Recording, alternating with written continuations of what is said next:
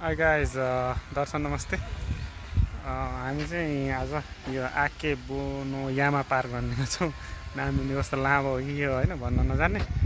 आके बोनो यामा पार्कमा छौँ आज चाहिँ। यहाँ चाहिँ यस रमाइलो छ दृश्य।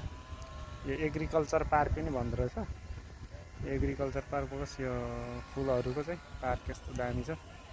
अनि यता पछाडि चाहिँ तोरी पनि फुलिरहेको रहेछ भर्खर।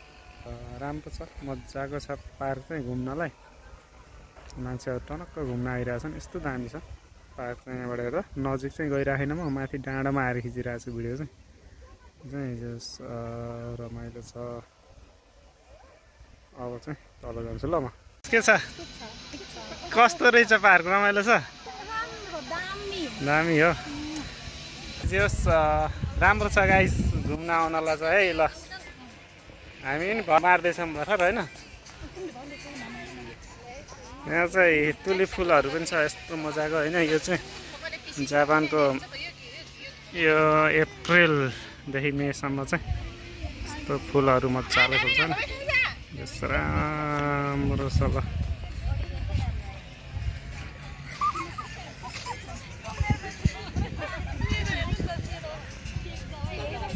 दामी छ है। अगाडि चाहिँ तोरी बारी पनि रहेछ होइन, तोरीहरू पनि फुलिरहेछ। यहाँ फुल रङ्गी चङ्गीहरू फुलहरू मान्छेहरूको घुम्न आइरहेछन्। यस एकदम मजाको छ ल।